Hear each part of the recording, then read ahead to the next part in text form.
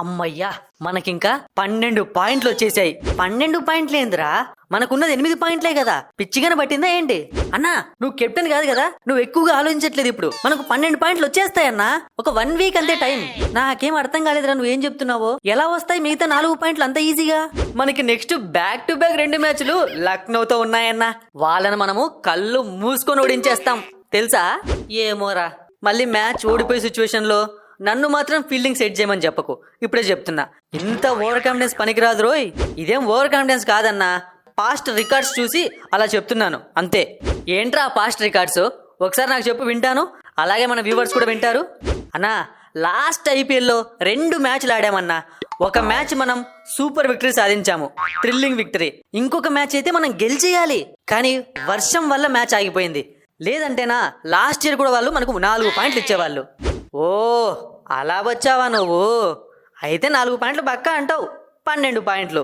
ఇంకొక 2 మ్యాచ్లు గెలిస్తే మనం ప్లే ఆఫ్స్కి వెళ్ళిపోతాం. ఇంకా ప్లే ఆఫ్స్ ఏందన్నా, మనం కప్పే కొట్టేస్తుంటేను. రుతురాజ్ గైక్వాడ్ ఐపీఎల్ కప్పు కొడతాడన్నా. థ్యాంక్ యూ అన్నా, నాకు కెప్టెన్సీ ఇచ్చినందుకు. మరీ ఎక్కువ స్పీడ్లో వెళ్తున్నావురా, జాగ్రత్త, కింద పడితే దెబ్బలు తగులుతాయి. అన్నా, ఉడుకు రక్తం అన్నా ఇది. ఈ మాత్రం స్పీడ్ లేకుంటే మజా ఉండదు. ఎక్స్పీరియన్స్డ్ ధోని అన్నా చెప్తున్నాడు అంటే ఒక్కసారి వినాలి. ఎందుకంత స్పీడ్ చెప్పు? ఓ రాహుల్ అన్నా, వచ్చేసావా? మ్యాచ్కి బాగా ప్రిపేర్ అవుతున్నారా అన్నా? పిచ్ ఎలా రెడీ చేసుకుంటున్నారు? స్పిన్ పిచ్చా, ఫాస్ట్ పిచ్చా? ఏంట్రా వెటకారము? ఏదో లాస్ట్ మ్యాచ్ ఓడిపోయాను కాబట్టి కొంచెం సైలెంట్గా ఉన్నా, లేకుంటేనా నీ పని చెప్పేవాడిని. కానీ నేనలా కాదన్నా, లాస్ట్ మ్యాచ్ ముంబైనే ఓడించాం, అది కూడా ముంబై గ్రౌండ్లోనే.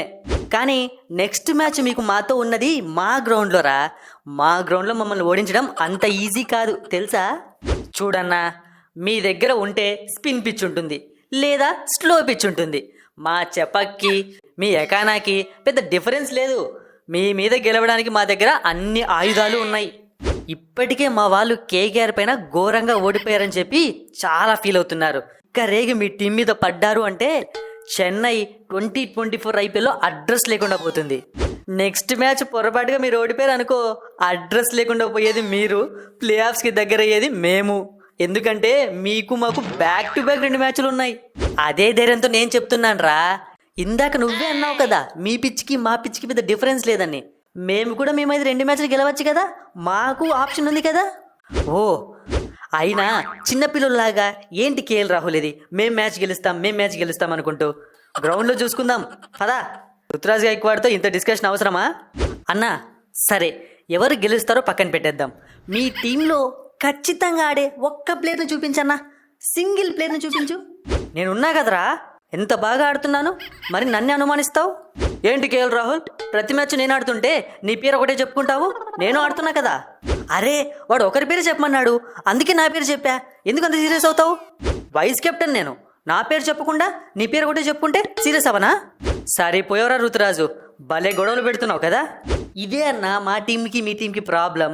మీ టీంలో ఇలా గొడవలు పడతారు, కానీ మా టీంలో అలాంటివి ఉండవు.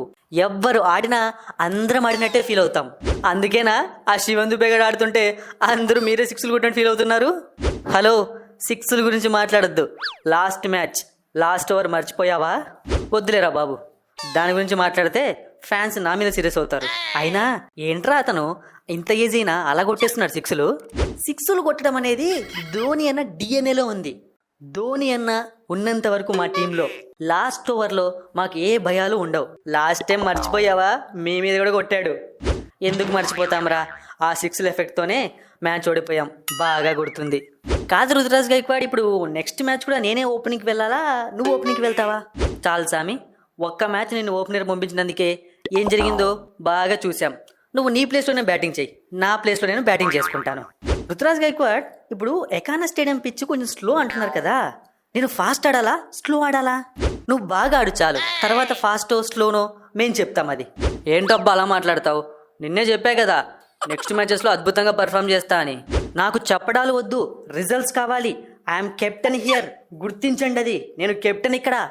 ఎందుకురా అన్నిసార్లు కెప్టెన్ అని గుండెలు బాదుకుంటున్నావు? అందరికీ తెలుసు నువ్వు కెప్టెన్ అని, కానీ కెప్టెన్వి అంతే. ఇదిగో ఇలా మాట్లాడుకుంటున్నారు కాబట్టే అంతగా గుచ్చి చెప్తున్నా. అయినా ధోని అన్న నెక్స్ట్ సీజన్ ఆడాడు కదా, అప్పుడు చూపిస్తా నా కెప్టెన్సీ ఏంటో. ఇప్పుడు ఓకే, అప్పుడప్పుడు క్రెడిట్స్ ధోని అన్నకు పోతున్నాయి కాబట్టి నేను ఫీల్ అవ్వను. ధోని అన్న is my Guru. KL Rahul next match మనకు చెన్నై సూపర్ కింగ్స్తో ఉంది. అంటే ఇప్పుడు చూసావు నువ్వు షెడ్యూల్, ఇంకా అప్పటి నుంచి దాని గురించి కదా మేము మాట్లాడుకుంటున్నాము. అంటే పడుకున్నా, అందుకే కొంచెం లేట్గా చూశాను. ఏమన్నా ప్రాబ్లమా? నీతోనే ప్రాబ్లము. ఓపెనింగ్ అంటున్నావు, అలా వస్తున్నావు, ఇలా వెళ్ళిపోతున్నావు. అలాగైతే ఎలా? ఇప్పుడు నేను ప్రతి మ్యాచ్ ఆడాను అనుకో, పెద్ద పెద్ద టీమ్స్ నన్ను టార్గెట్ చేస్తాయి. సడన్గా పర్ఫామ్ చేసాను అనుకో, వాళ్ళకి పిచ్చెక్కిపోతుంది. అందుకే అలా ప్లాన్ చేస్తున్నా. నెక్స్ట్ మ్యాచ్లో చూస్తావు కదా, చెన్నై వాళ్ళను కన్ఫ్యూజ్ చేసి కొట్టేస్తా. ఇలాంటివి నేను టీమిండియాలో ఉన్నప్పటి నుంచి చాలా చెప్పా, ఇప్పుడు ఎవరు నమ్మట్లేదు.